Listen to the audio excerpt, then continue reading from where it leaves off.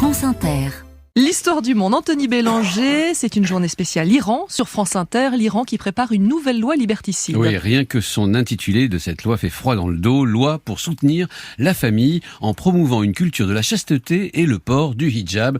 Le hijab, c'est ce voile couvrant les cheveux qu'il est obligatoire de porter pour toutes les femmes iraniennes, et ce depuis 1983.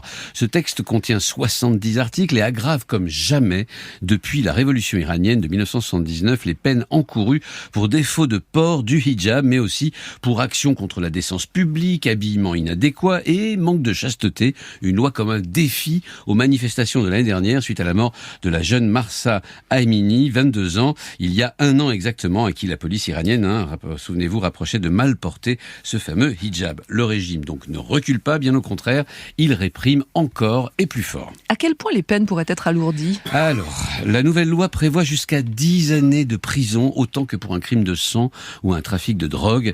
Avant cette loi, c'était un maximum de 2 mois de prison. Même aggravation pour les amendes, jusqu'à l'équivalent de 8 000 €, alors qu'avant, on ne risquait qu'une dizaine d'euros de contravention, sans parler des 60 coups de fouet et la réinstallation de la police des mœurs, qui viennent ajouter 2 éléments de barbarie. Mais je croyais que cette police, elle avait été abolie. Tout le monde le croyait. C'était même, il y a un an, une des concessions majeures du régime pour tenter d'apaiser les manifestations. Sauf qu'en juillet, cette milice détestée, la Garch et Irshad, reprenait ses patrouilles. Par ailleurs, les autorités ont décidé d'investir massivement dans des systèmes de sécurité et de surveillance vidéo à reconnaissance faciale, que la nouvelle loi hijab et chasteté, c'est son nom résumé, autorisera expressément. Le régime a donc clairement choisi la menace et l'affrontement. Et ce projet de loi va forcément être voté ?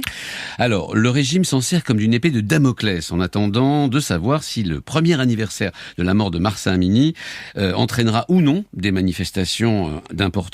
Pour le moment, elle a été adoptée par le Parlement en première lecture et envoyée devant le Conseil des gardiens de la Révolution, qui doit assurer sa conformité au regard de la loi fondamentale, mais aussi de la charia. Un conseil qui est évidemment formé de 12 hommes et qui est présidé par un religieux de 96 ans.